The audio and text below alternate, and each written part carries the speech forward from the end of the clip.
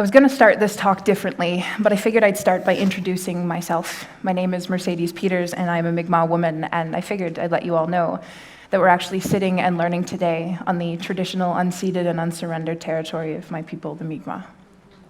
You were going to start this talk differently. So, in a previous iteration, you weren't going to introduce yourself? And instead, you chose to open your presentation as so many people do these days, to remind the audience that they're actually modern trespassers on land that was long ago overtaken, but can be retroactively reclaimed as moral high ground for the self-righteous. Got it.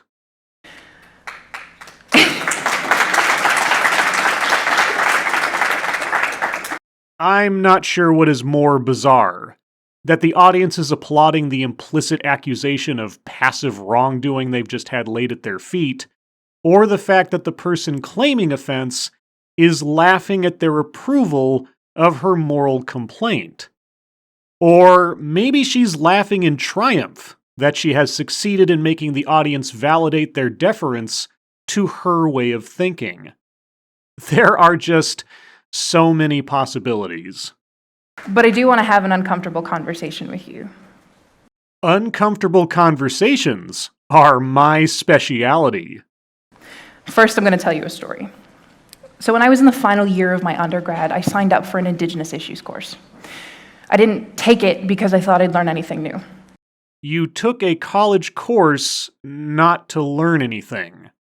Wow, you're lucky you had both the time and money to waste on such a thing.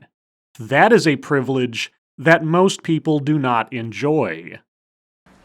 If anything, I signed up because it was the first time in a long time that I had seen anything at my school with significant Indigenous content. And as a Mi'kmaq student, that mattered to me. So you took the class only because it was ostensibly about you.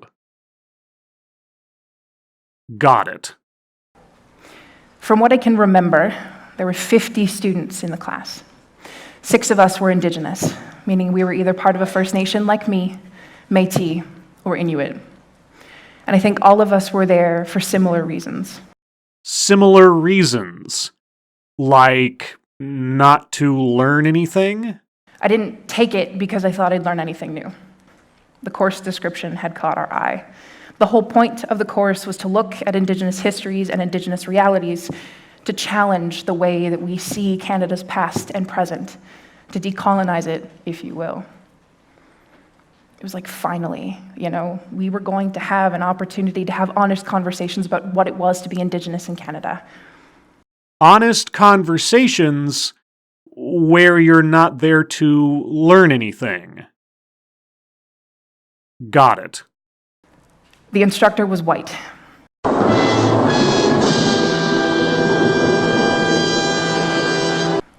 I remember they introduced themselves to us as a settler to the territory that we were on, and admitted that they were trying to take an honest look at the role that they were playing in the arguably colonial relationship that exists between Canada and Indigenous people today. Okay, so he opened the class with deference to history, similar to the way in which you opened this talk.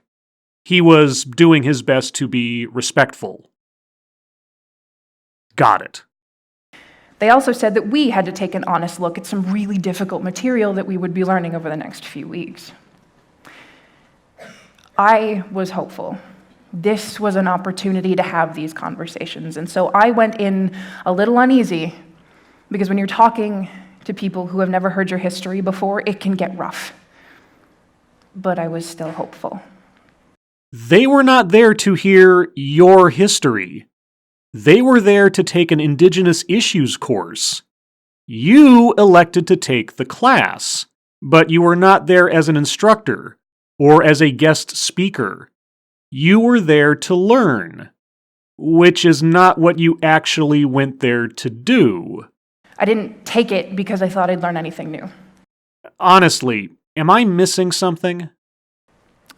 Now, I'm not here to talk about that history because if you haven't noticed, I'm a historian and I talk about that history every day. And how exactly was I supposed to notice that you're a historian? I mean, you're not wearing a fedora or carrying a bullwhip. Besides, at this point, there's enough information out there for people in the audience to find if they wanted to. You've got all of your phones. Try Googling the Royal Commission on Aboriginal Peoples or the Truth and Reconciliation Commission's final report. They're all free on the internet. The condescension is strong with this one. But like those reports were designed to do, the class was going to look honestly at what Indigenous experiences were in the past and how that shaped our present. The goal was to change the way we viewed our role in Canada. But it took about a week for that colonial mindset the course was designed to challenge to seep into our discussions. So, the mindset you say the class was meant to challenge was present in the minds of the people taking the class meant to challenge that mindset. I am failing to see what is so surprising about that. Misunderstood and harmful preconceptions about who Indigenous people were tossed around like nothing. But when I raised my hand to offer an Indigenous perspective to a question a professor was asking about my own history, he either patronized me or I was shot down by students who were uncomfortable. Oh, he did? How did he do this?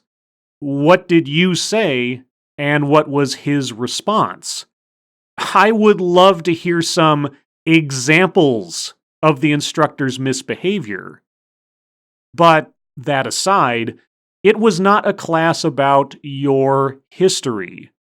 Your history extends as far back as the dark ages of the 1980s, at best.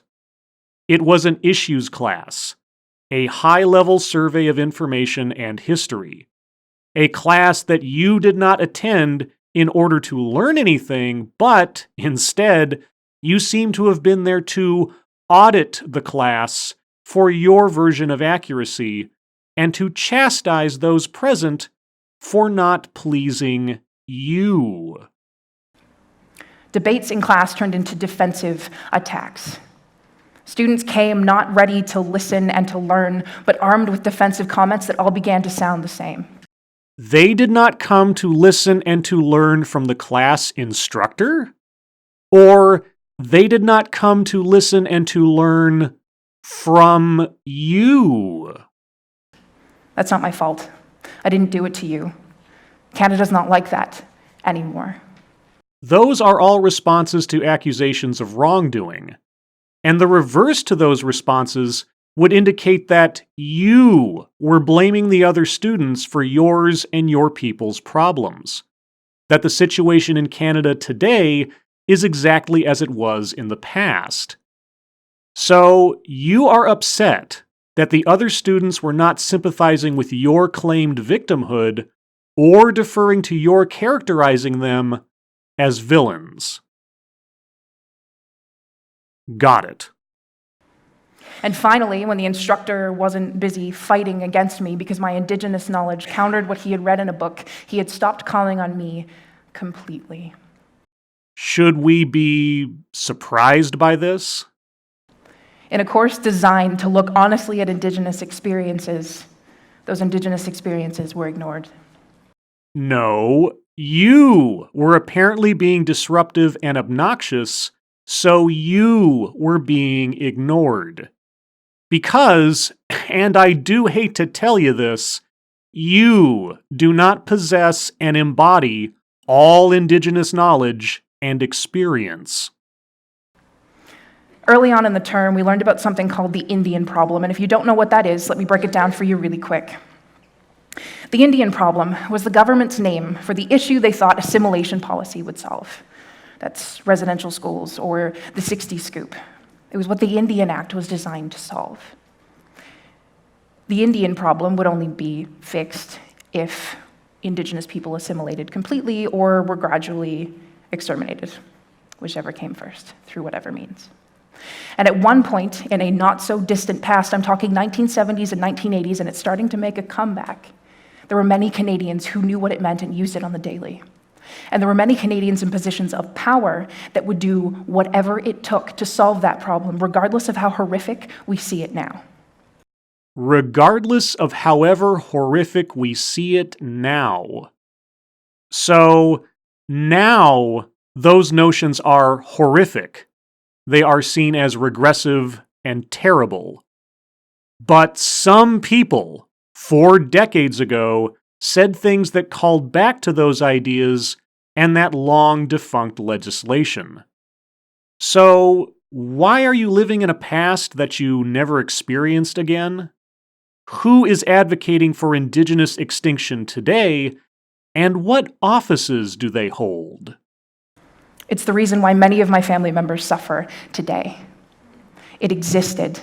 To call it by any other name and to ignore that is to destroy its historical significance, minimize the horror that it caused, and hurt any attempt that we can make to fix those issues today. You said the class specifically discussed the Indian Act and the Indian problem. You said such things are considered horrific now. So, none of it has been forgotten, and none of it is being diminished. Got it. Now, the non-native students in my class didn't want to hear it. I remember in the front row, there was a group of students who collectively raised their hand and asked the instructor to stop calling it the Indian problem because they found it offensive. Found it offensive. Okay, well, there are a couple of ways that offense could go.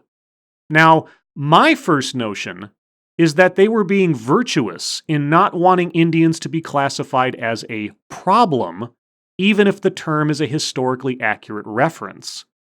So, in other words, they were speaking in defense of indigenous people. But do tell me how they were, instead, being racist. Now, instead of asking those students why they found it so uncomfortable and missing an opportunity to have a very important discussion that we needed to have, the instructor said, sure. We started calling it the Indian problem, air quotes included, and we ripped through that section of the class like it wasn't really real. So the Indian problem was given air quotes to delineate it from being a statement of fact or opinion to one of reference to historical terminology. Seems a bit silly, but how was the sentiment therein a bad thing? And you rushed through that section of the class like it wasn't real. I have no idea what that is supposed to mean. It was a part of the class. It wasn't the entirety of the class.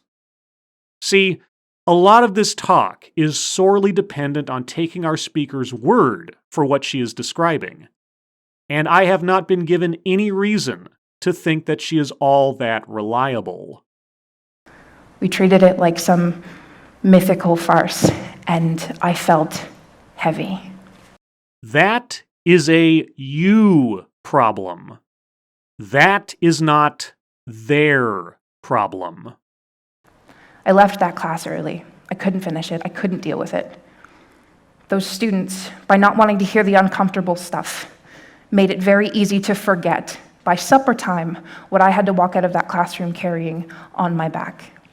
So you couldn't deal with the fact that the students and instructor were not there to listen to what you had to say, since they were not there to listen to what you had to say, and you were not there to learn anything in the first place. I didn't take it because I thought I'd learn anything new. Got it. We learned nothing. We got nowhere. We learned nothing. We learned nothing from a class that you left early before the course was finished.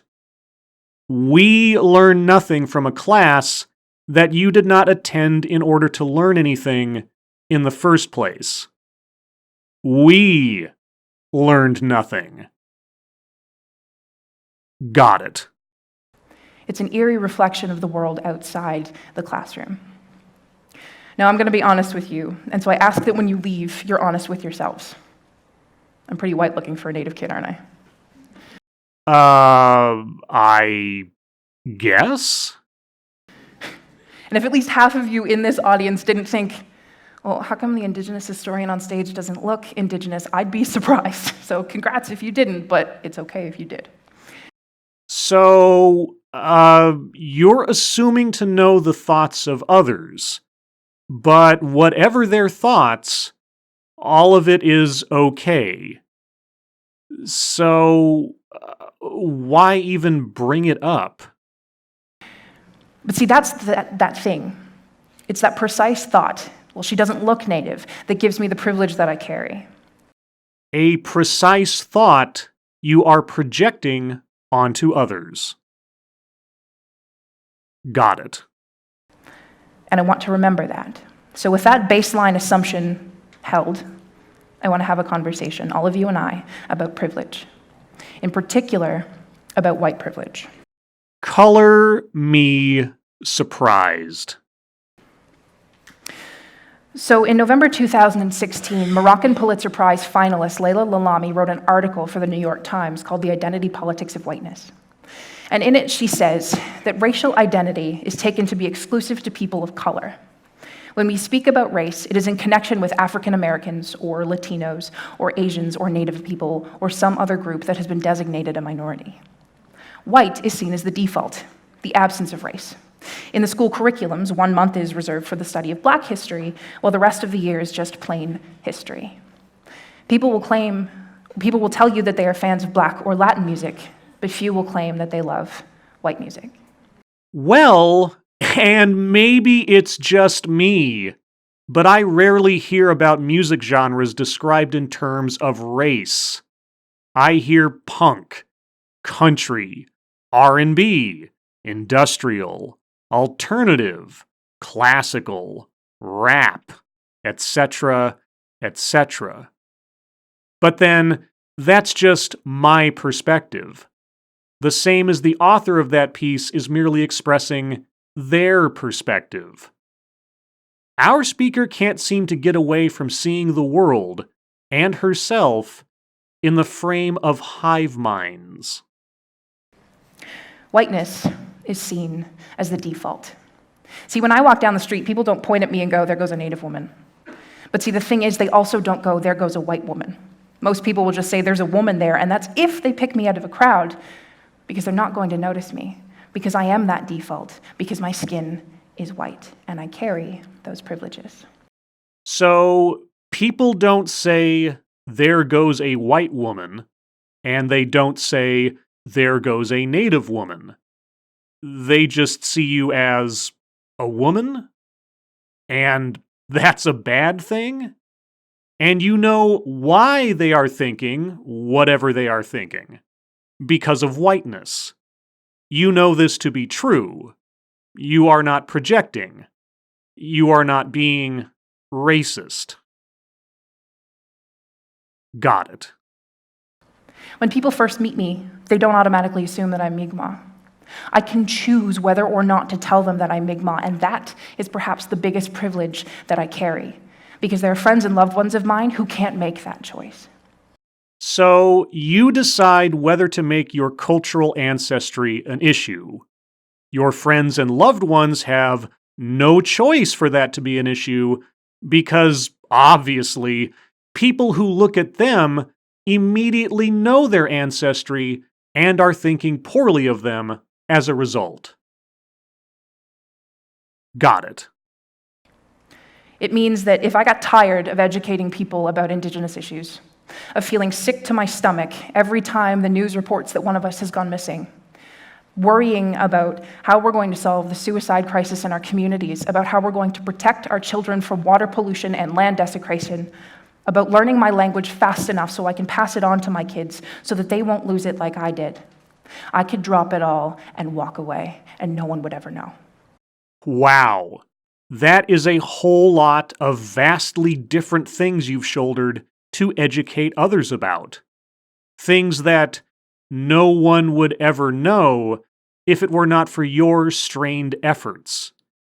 I mean, aside from the articles on the subjects from CBC and the Canadian Press, which you keep presenting with your slideshow, or the multitude of documentaries and editorials I found on the murders of Indigenous women in Canada. or the movements and proposed legislation to preserve Indigenous languages in Canada. But never mind all of that. Our speaker is the one and only hope for keeping these issues visible and discussed. Got it. I could be ignorant, blissfully ignorant. I could turn the news off. I could stop clicking the links on my feed, and I could walk away. I could leave those uncomfortable conversations in my classroom that won't follow me out the door anymore because no one knows I'm Native, so no one will ask. So you want to be recognized as Native. You want people to stop you and query you over your perceived heritage on the assumption that you are, what? An expert? Merely on the basis of your appearance? Well, that is an odd notion, because I am constantly reminded that to see someone's race or ethnicity should not lead me to assume the person is thus an expert on their race or ethnicity. You know, that whole assuming things about people on the basis of their race thing. You know, racism. I'm a historian. It's my job to kind of dig up the uncomfortable things in the past and tell people how they affect our present. And what I've started to realize is that when I talk about that uncomfortable stuff, people who are now realizing that their ancestors, and yes, themselves, are playing a role in the marginalization of different groups of people tend to get really uncomfortable. Yes, I have been told many, many, many times that making someone uncomfortable is a very good thing. Forcing them to confront the inconvenient truths of the actions undertaken by people who are long dead and the consequences of which living people must be held to account for.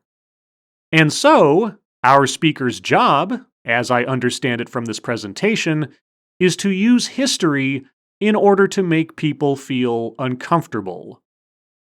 What a fascinating line of work she has chosen. Oftentimes when I'm speaking, I'll tell them something and they'll say, well, why are you getting so political? Why can't we talk about something else? And that's a privilege that they have because they can walk away from that, because it doesn't necessarily affect them directly. That's a dangerous thing. So that must mean our speaker takes on all topics and all issues, whether they affect her directly or not. Because not discussing things you have nothing to do with or have no interest in is worthy of scorn. Got it. Two things happen when I have these conversations with people that aren't willing to be uncomfortable because of that privilege that they carry. Aren't willing to be uncomfortable. Well, save for masochists, I don't know of many people who willingly seek out discomfort. So, I guess the types of people our speaker takes exception to and can choose to complain about are numerous. And the first is that they silence voices, important voices, voices with different experiences than theirs that will challenge that view of what you would think the traditional Canadian narrative would be. So, by not wanting to listen to sanctimonious tirades by know-it-alls in a class she attended to not learn anything in the first place, by ignoring her, everyone is silencing her. Everyone who spent their time and money to attend a class on Indigenous issues is trying to silence Indigenous voices. Got it. Now, there's a blatant kind of silencing. It's the kind where you see racist slurs and threats that get tossed at people for speaking out or for simply existing. But then there's an insidious kind of silencing. It's the most common kind of silencing, and it's scary because it's threatening, or it's not threatening, at least at first, because you don't expect it. And it's that silencing that comes when someone with privilege who isn't recognizing their privilege derails a conversation because it makes them uncomfortable. Yes, because having an aversion to discomfort is a sin. Got it. You see, white voices are valued more. White people are valued more. And that sounds ridiculous, but think of this for a second. Oh, I am thinking about this all right. I am thinking that you're showing your racial antipathy again. When I walk down the street, I don't have to worry about being shot with a racial slur or a threat, or a trailer hitch like the one that killed Barbara Kettner in Thunder Bay. I can sit in a university classroom and not have to worry about people wondering whether or not I should be there because they think I'm lazy, because I clearly didn't work to get in, because everybody knows that natives get free school, right? Right? We don't all get free school, by the way. So, because of your appearance, you don't have to worry about things that are not happening to you, and you don't have to worry about what people might be thinking about you if you look different than you look. And not all Indigenous people receive free schooling in Canada. And you know what? This is very true. However, I noticed that you didn't say that you didn't receive free schooling, just that you don't all get free schooling. Now, I have no idea if our speaker got her graduate degree on a free ride based solely on her ethnicity or not. But if so, it might help to explain how frivolously she attended a college course that she had no intention of learning anything from. I didn't take it because I thought I'd learn anything new. And when I stand in front of big crowds of people like this and talk about Native issues, they listen to me. Well, do they have a choice? They are the audience, and you are the proclaimed expert.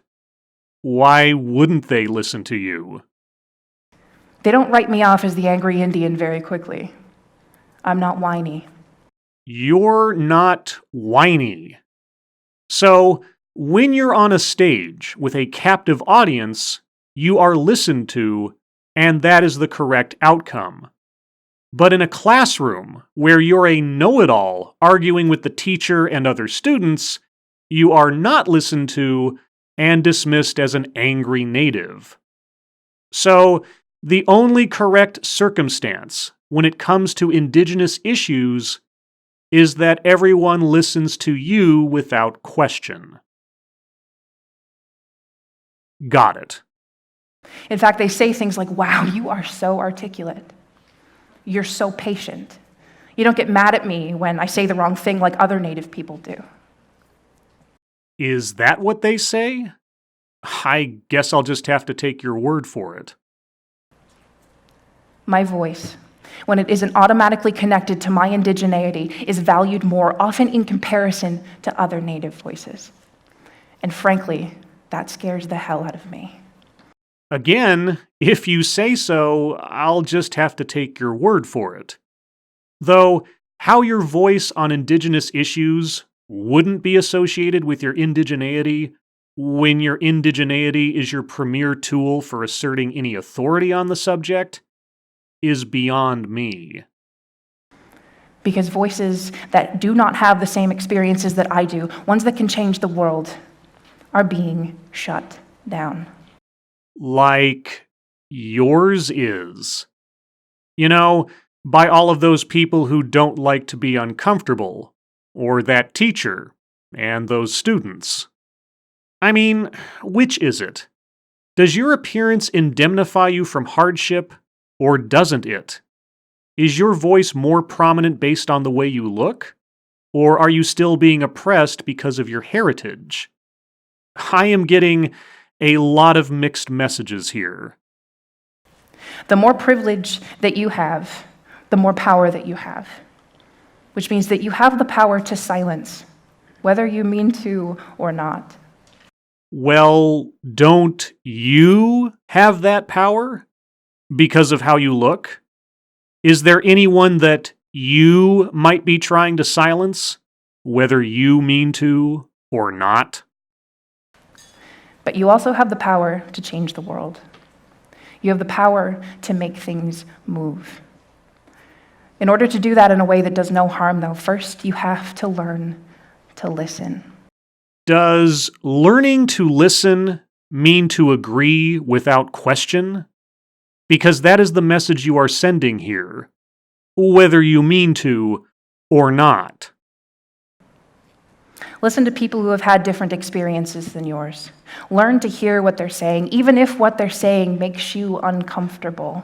Try to think about where they're coming from. And most importantly, try to recognize the privilege that you have. I wonder if our speaker practices what she preaches. I wonder if she can imagine a scenario where a non-native person might have something to contribute in discussions about Indigenous issues. Or does she reflexively assess the value of people based on the way that they look, rather than who they are? You see, white voices are valued more. White people are valued more.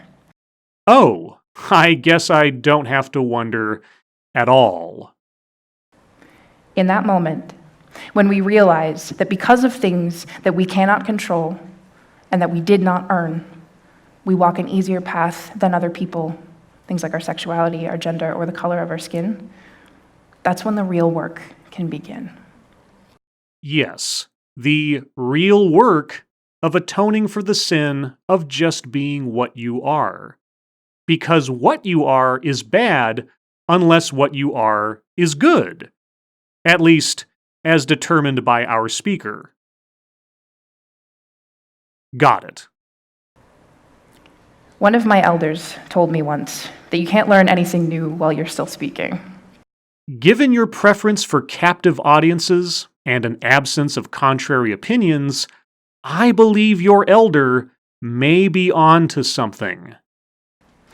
The thing is, you also can't learn anything new unless you let the information that goes in sit. So hear it. Don't shut things out when things get uncomfortable. Just listen. Take what we're saying to you and chew on it a while. Let me see if I understand. I need to accept, without question, accusations levied at me of wrongdoing and wrong thinking based on what I am, as compared to what you are, because I am inherently flawed and you are inherently wise. Do I have that right?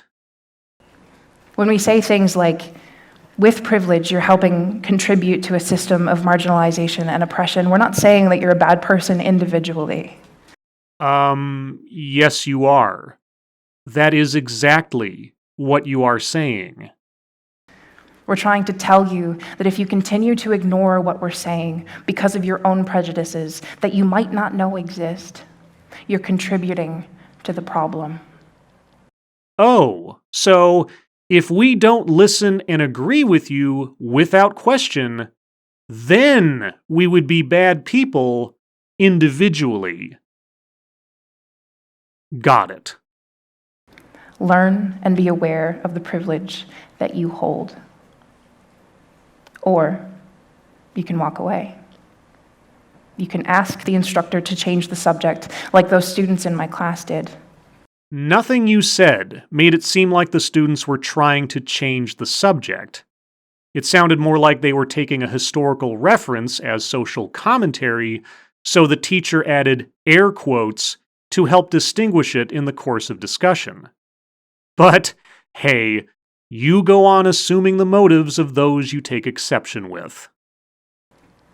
Yes, they upheld 500 years of colonial silencing in that moment, but you can do that because it won't follow you. You can leave this room and not remember a word that I said. After all, it's pretty easy. I would know. Thank you.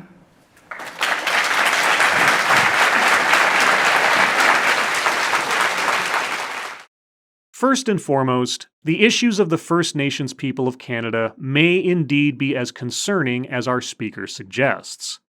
I have no idea. I am no expert, and I'm also not Canadian.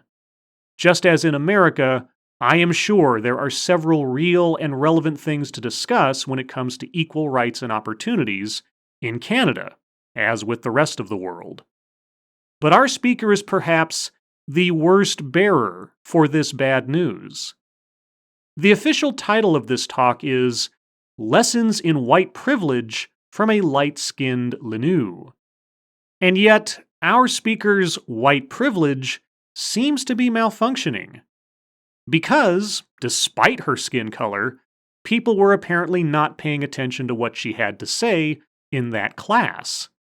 And yet, we're to believe that because of her skin color, she enjoys being listened to more than someone who is more visibly native in appearance. My voice, when it isn't automatically connected to my indigeneity, is valued more, often in comparison to other native voices. But I am more fascinated by how the whole of society is forever wrong. Because if people are not listening to our speaker, she is an angry native, and so those people not listening to her are being racist. But if people do listen to our speaker, it's because of her light skin color, and so those people listening to her are being racist. And so, no matter what the outcome, our speaker has a tall spire on which to perch and loom over everyone else with righteous indignation. A spire built on her ethnic heritage and the color of her skin. And so, in all of her schooling, it is a wonder to me that our resident historian hasn't seemed to learn enough about history to not doom herself to repeating it. As always, thank you for watching.